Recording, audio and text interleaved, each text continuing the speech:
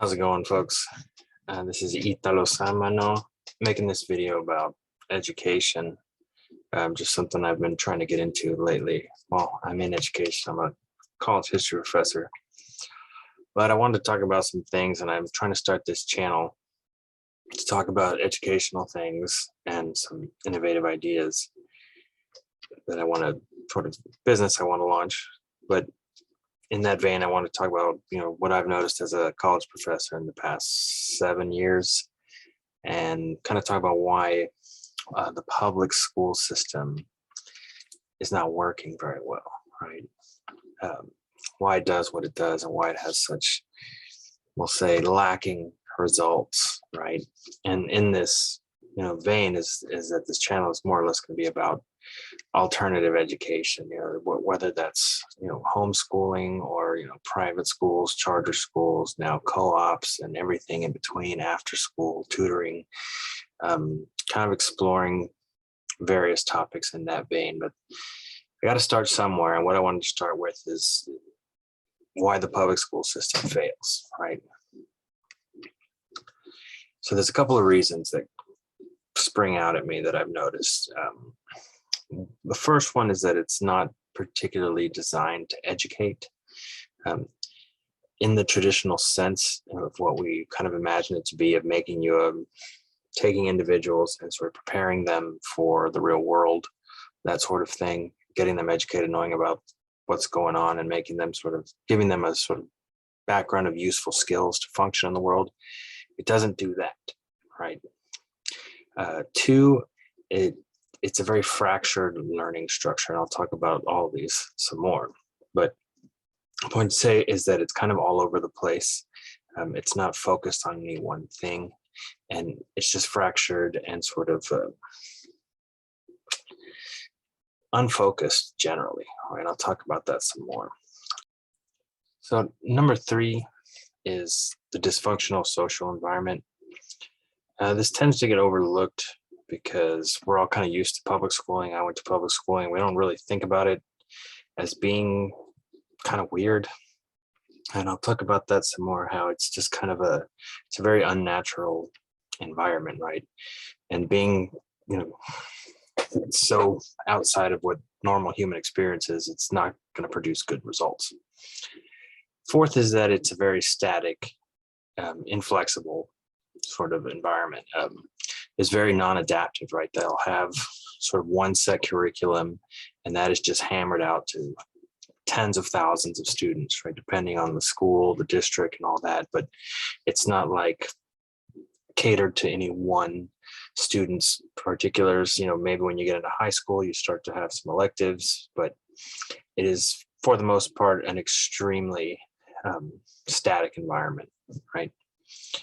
So let me talk about these individually now. The schools are not designed to educate you. And I talk about what I meant by education, right? Essentially what this comes down to is what are schools for? Now, I can go through these a little bit, but first and most importantly, and this is actually an important function for schools, despite that, we don't like it, but it is kind of a daycare for your kids, right? It's a place where you can leave your kids, where you're reasonably sure they're not going to be killed. They're going to be moderately safe, and you can go to work, right? That's a big thing, right? We need people working. People need a place to take their kids. It doesn't cost anything. Public school is, subsidized by taxes. So it gives you a place to leave your kids while you go to work. That's not nothing. That's important. Now, what it actually does, once you put them there, is sort of tied into the history of education, right? And I don't want to spend a whole heck of a lot of time on it, but essentially public education systems sort of arise out of the modern public education system, comes out of Prussia, right? It comes out of the 1800s, where the Prussians, the pre-Germans, are trying to unite their disparate empire and trying to get it into a unified Germany. And one of the things that they stumble on is to have a public education system that effectively indoctrinates the Prussians into accepting the idea of being part of Greater Germany, right? Now, it works pretty well in this regard. And as the system develops, the British and the Dutch and the French and the Americans all look at it and say, we'd like to get some of that. And so that's what they do, right? Now, in the Americans' case, the way the system is designed isn't necessarily to indoctrinate you into the idea of being American, right? That's kind of already a thing, although that is part of every education system is developing nationalism. But for America's case, and we'll talk about it some more, is that it's sort of more designed to train effective workers, right? And this is to some extent true across the world, but what it wants to do is, it's training you for the job market, right? This isn't as nefarious as it sounds, but they want you to be functional members of society, and in this case, workers, right? That's what your society needs, right? Productive workers and workers that are intelligent and learned enough to, not put their arm into the machine or, not screw up too bad, right? Because this system, remember, this is designed in the late 1800s. So as we sort of come forward through time into the present day, right, that structure is still kind of there, right? And frankly, to be kind of honest and give the devil his due here, if you run a country and you're designing a system to meet the industrial needs of your country, what you want is a system that sort of parses out who's going to be the sort of upper classes. Well, this sounds a little communisty, but you want to find those people that are going to be good innovators and good managers, right? And that's going to be maybe 10% of the population. The rest, you just need them to be good workers, right? Frankly, not everybody's suited to be the boss, right? You got to have many more Indians than you do chiefs. So you want a system that can sort of begin to isolate those manager types and innovative inventor types and get them where they need to be, where all of society can sort of benefit from their talents, we'll say, right? So in that regard, it's not a terrible way to design a system when you take into account the needs of an entire society, right? And in that regard, the system does a pretty good job, right? Most students, if they're smart and if they're capable and intelligent, will do well in school, right?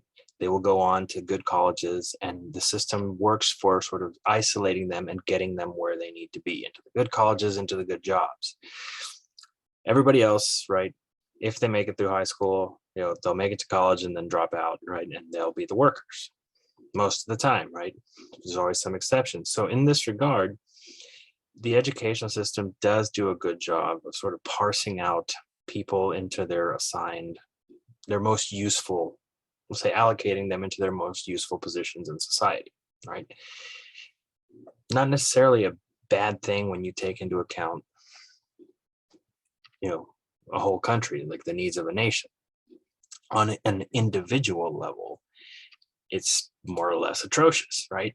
It basically is just building drones, right? Just for the most part, it's just kind of a gauntlet, like a giant test. And those who pass go on, and those who don't. But it's not making you better, right? That's the key here. And when you analyze a sort of educational approach, my own philosophy is that you try to examine the mean, right? What the average is. Like kids with 140 IQ are going to do well no matter what you do, right? It's how you sort of raise the performance of those kids who are in the 90 to 100 IQ, like the average kids. Can you make them successful? That's where you sort of gauge the effectiveness of an educational approach, right? So school doesn't do that, but it does sort of provide you with these workers, and it does provide a vector for which you can push ideology. Usually this is traditionally nationalism, right? And this again is not necessarily a bad thing, right? When you go, every country makes you study history. They want you to know what being American is all about, right? They teach you about rights, they teach you about your history, the Constitution, all these things. You're sort of being indoctrinated into being how to function in that society and what your society is about, what the values are of that society, right? This is the United States, so you value, democracy, um, the rule of law, the fact that you have rights. Well, the only reason you know that you have rights is because somebody told you you had rights, right? And that's part of education, right? And that's, like I said, not necessarily a bad thing. Now, unfortunately, the reality is also that if you want to indoctrinate people with crappy ideology, education serves as a very good vector for that as well, which is one of the issues that is coming up in recent times, right? But for better or worse, it's not necessarily that it's a horrible task for education to tackle. It just kind of depends on what you're being taught, right? Japanese schools will spend the first 4 years just teaching you manners and how to behave, right? You're indoctrinating kids into a sort of ideology of freaking behaving correctly, but is that so bad a thing? But it does leave the door open to some sketchier ideology, let's call it. Now, the fractured learning structure, moving on to part 2 here. What do I mean by a fractured learning structure? So most schools, especially public schools, and really most schools of all types, have this sort of approach to education that is like, we're going to learn a little bit of this, like we want you to learn these things. And so we're going to teach them all to you across, 12 years, we'll say. So, and you never really think about it because it's all you've ever done, right? Think about this, just to make this real simple for you, right? It's really self-evidently absurd when you think about it. Imagine you're trying to learn how to fix a motorcycle, how to do algebra, how to appreciate poetry, how to play the guitar, and how volcanoes work. How would you go about learning all those things? Would you try to learn them all at once for an hour at a time and multiple times throughout the day? Or would you parse that out and say, we're going to learn how to fix a motorcycle, then we're going to study algebra, and then we're going to learn poetry, and do those until you're good at them and you understand them? Almost every task we do in life when we want to learn something, we don't just throw a mix of things at you every day, alternating them every hour, and by day, right? Because what ends up happening is that you learn none of those things effectively, right? Which is precisely what happens in schools. Like, I'm getting these kids out of high school who've had English for 12 years of their life, and they can't read or write it, right? I mean, they can barely read it, and they can't, their grammar is terrible, right? 12 years and they haven't mastered their own language, never mind, other languages, right? And this is what I mean why it's like fractured, right? You're not focused on any one thing. Now, on top of that, you have just the fundamental nature of teaching 20 and 30 kids at a time, right? You can't do that effectively. You just can't, right? And that's no fault of the teachers or anybody else. It's just when you put 30 people in there, and universities will have 200, 300 students in a class, which is meaningless. You can't teach them as well. Like, there is no substitute for one-on-one teaching. If you want to get into education, this is what Bloom referred to as the 2 sigma problem, which boils down to no matter what approach you take, nothing beats one-on-one instruction. And you can't get that at public schools. You just can't, right? It's just not functionally possible, right? Which is no fault of the schools. It just is what it is, right? And the result is that you have, 20 and 30 kids in there, all with different, capabilities. Some are better at some things than others. Some are interested in some things than others. And you have to just have a one approach for all of them, right? It's not going to work. It's not going to work well, at least. It won't be efficient. So what you get is you have too many students. You have an inability to focus on any particular student's needs and interests, right? One-on-one teaching is always better. Too many subjects, and what the result of that is that nobody can, you have these kids that can't concentrate on anything because you're constantly breaking their concentration, right? You can't, if they're interested in something, and they're getting into it. And then you say, okay, stop doing that. You say, okay, we're studying World War II. And they're like, okay, I see, all this stuff. All right, now stop that and go read poetry, right? Okay, now stop that and go learn about the 3 types of muscles in your body, right? And you can never really get into anything because there's no time, right? You're never concentrated on anything. And so they come out with a lack of focus, right? They have trouble paying attention. Like, I designed a course for a university where they said, a 15-minute video might be too much for them. I'm like, this is a college course. Anyways, too much work. Also, there's, to show you some good examples, but basically they're sort of drowning them with homework that is often meaningless, right? When you're overloaded with this much work across this many subjects, what they're really doing is getting the kids to memorize things. And so it's just rote memorization. They forget it with, the studies showed that they forget 80% of it within 48 hours, right? And like 95% of it within like a month, right? So is that learning? If you can't remember it a month later, did you even learn it, right? They don't remember it, which is, what is the point of teaching them something that they forget within a week? So too much work, too much complexity, right?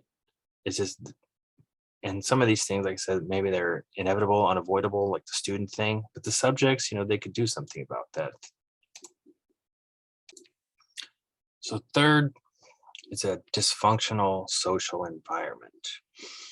This is one of the ones where people don't really think about it because we all kind of went to public school or just even private schools, right? I guess, some people are homeschooled. But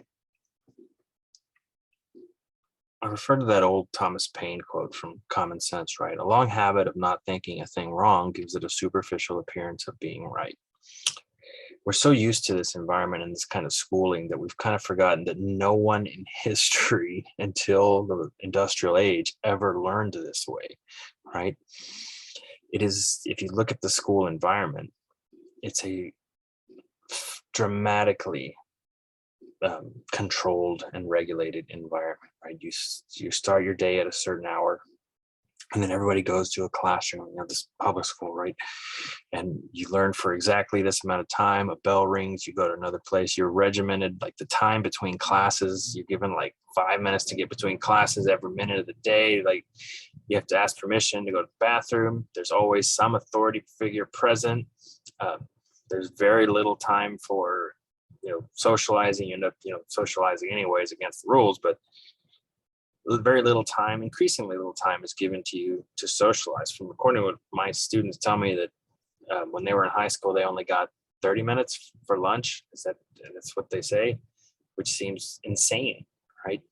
Like, you can't 30 minutes to like get from your class, go buy some food, wolf it down, maybe say hello to the person next to you, and then go back to class. Like, so there's no actual time for them to socialize, which is a huge part of being a human, right? Is, sitting with other humans and making noises at them with your face hole, right? That's how people communicate. That's how they talk.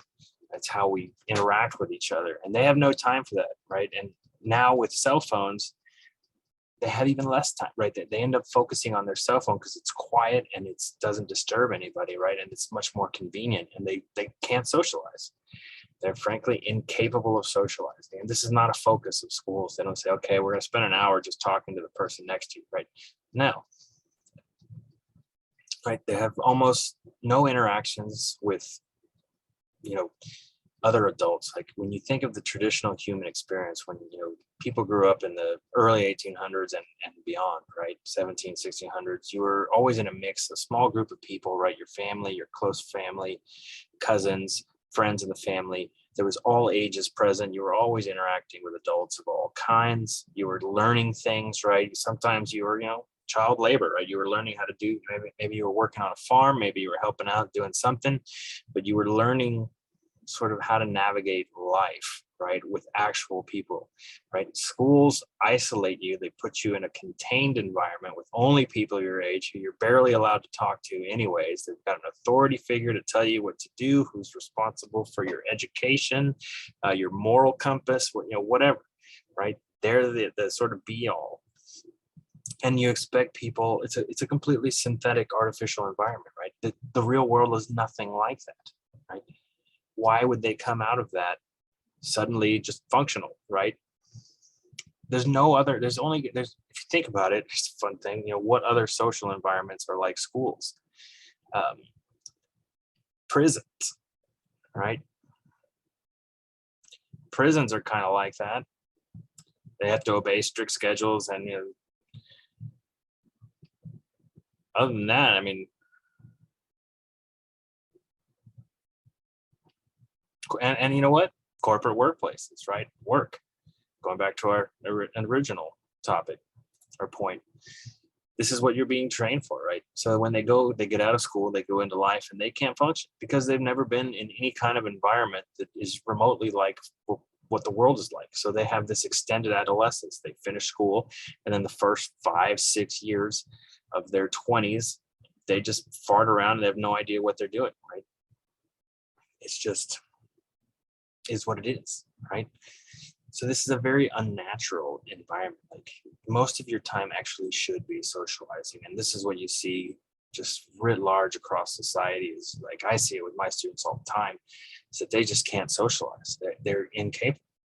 And I've talked to other professors, like, we used to like sort of call on students, right? Make them talk to you. And it's gotten to where we've stopped doing that, because when you call on a student, you have maybe 50% chance that they will just sit there and freeze. And no matter how many times you ask them, how long you sit there and stare at them, making it as awkward as possible, they will not answer you. They can't. And you actually feel bad. Like you just can't interact in any way, right? Just a simple question, like, what do you think of that? And they're like, and they won't answer you. And I've tried to get them to answer, and to the point where I felt bad, like I was bullying them or something. I said, you know what, I'm sorry. You realize, you can't function. So that lack of connection to the real world is a severe handicap for a schooling system. So, like in that vein, they don't teach anything, we'll kind of move on to the next point, right? They're rigid and non-adaptive. So number 4 is that they're rigid.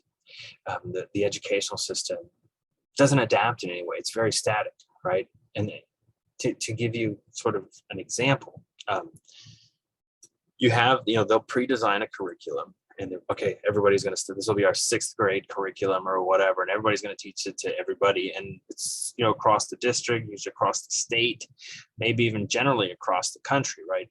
There's not huge amounts of deviation, right, across public schools. It's not like some kids learn math and other kids learn dancing, right?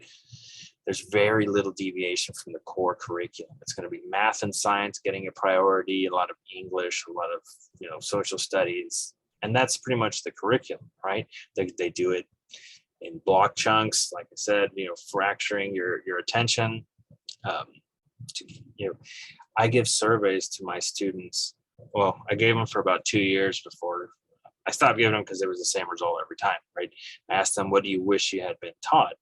And the number one answer across multiple classes and years and semesters was, we wish we would have been taught how to do practical things like do our taxes, how to get loans, how to, save up for a house, what does it entail to improve your credit, all that real life crap that we all realize is really important to know, that no one ever taught them, right? And they're conscious of it. And overwhelmingly, they all said that, right? And so the next thing, and that was, I actually measured it for men and women, and consistent men and women. Now, number 2, interestingly, just a little aside, the number 2 for men was practical knowledge, like how to fix things, how to do things that are useful, right? How to change light bulbs, how electricity works, things that we can, how to fix a car, that kind of stuff. That was number 2 for men. For women, it was psychology, right? Relationships, how to handle stress, those kind of things. And sort of general sort of emotional life skills, which are also extremely important that you don't get taught, right? And The system is never going to teach these things, right? It's going to be math and science. Going back to our first point, why do they focus on math and science? Because they want to identify those people who are good at math and science so you can get them designing better light bulbs, right? The inflexibility of the system is incredible, right? The sort of inertia that is built up in these giant bureaucracies, like, everybody complains about standardized testing. The teachers complain about it. The students hate it. The parents hate, everybody hates it, right? The research shows that it doesn't work. They're still doing it, and their response is to do more of it, right? To give you a contrast, Japan doesn't actually give you tests until you're like in fourth grade or something. Finland scrapped this whole thing, right? Finland reformed its education system some 10, 15 years ago. They're now like the top 3 education system in the world. What they do, they have shorter school days, got rid of most of the homework, and scrapped standardized testing entirely. You can see that it works. All the research says that it works. They don't do it, but they're not going to. Right? It's a completely inflexible environment. It takes one sort of writ approach. Your path is set. It's like you go to school, you study, you get a good job, you get into a good college so that you can get a good job, go work for somebody else, right? Study, get good grades, get a good job. That's the path that's set for you, right? There's no deviation from that path. There's no there's a lot of places in the United States now you're having labor shortages in trades, right? A plumber makes more than a college professor usually. Like, especially like once you get into master plumber, master electrician, those are 6K jobs or 6-figure jobs, not 6K, 6-figure jobs. Nobody's training you. Nobody's even telling you that that's a good job to go into, right? And you don't need a college degree for it. And you don't have to go into debt for it. You can get paid while you learn it. So these sort of regional realities, if you live on the coast, maybe a good job as a dock worker, working your way up and learning machinery, right? Which doesn't necessarily apply if you're in the Midwest, but there's no sort of adaptive nature to the educational system, right? They're not teaching you anything. They're just sort of smacking you with that one size fits all curriculum. Are they teaching you entrepreneurship, anything useful, how to do your taxes, how to make, how to apply for loans, how to invest? One of the things I told my students, I showed them, look, here's a study. This is good for everybody to know. When you compare investment, right, about half of all investment funds will underperform the market, right? Half overperform. And then once you factor in the fees, only about 10%, a little bit less than 10% of fund managers actually outperform the market, and accounting for their fees make you money compared to just randomly picking stocks. Like if you were just to print out a bunch of stocks and throw darts at them, or just invest broadly in the market, just doing that, you're going to outperform 50% of funds, right? Keep that in mind for your 401k, right? You could have just picked it yourself and you had a 50-50 chance of doing better than the fund manager. Once you factor in the fees that the fund managers charge, picking randomly will outperform 90%. Right? Something good to know, but fun stuff, right? Things that we wish we had been taught. So moving on. Conclusion. What do you get out of the school system? Well, you get kids that are poorly educated, don't know anything useful, right? They're basically useless to themselves and to the world until they go out and learn something, right? They lack confidence. They're never allowed to sort of fail or do, go out on their own or be self-reliant in any way. And people who lack confidence are exactly what you want for workers, right? A system designed to make workers. They lack the confidence to work for themselves, be entrepreneurs. They have short attention spans. They can't focus on anything. Now they have cell phones and social media, which just exacerbates anything. They're socially awkward and dysfunctional. That's what you get, right? What can you do? It is what it is. Here's a little graph to drive it home. This is the OECD self-employment rate, in case you doubt it. The United States is dead last amongst developed nations, OECD nations, in self-employment. not middle of the road. The great land of American entrepreneurship is dead last. School system's working. It's doing what it's supposed to do, making workers. So this is where we get into the alternatives, which I will be talking about later on this channel if you stay tuned. What are your alternatives? There's tons of stuff breaking down now. It's really a fascinating time in education. COVID has accelerated a lot of these things, right? Online learning, you now have lots of online schools, private schools, charter schools. There's record numbers of people going to homeschooling, which is something I'll talk about a lot. But there's alternative schooling. There's co-ops. Like I met a guy who has a company from Singapore. Maybe I'll try to do an interview with him, but he actually has a program where you can study online with teachers in Singapore, right? Which is the number one school system. So your kids here in America, for a pretty reasonable fee, can be taught by the best teachers in the world, right? From the best school system. And that's kind of fascinating, right? Learning Singapore math, which is a big thing. You have these co-ops springing up where families have gotten together to sort of create some sort of in between homeschooling and normal schooling, where sometimes they hire teachers, sometimes somebody volunteers to teach. They do all sorts of activities, so it provides that sort of social environment. There's just a dramatic increase in the options that are available. After school programs, just all kinds of stuff. So these are all the kind of things I'm going to talk about on this channel as we go forward.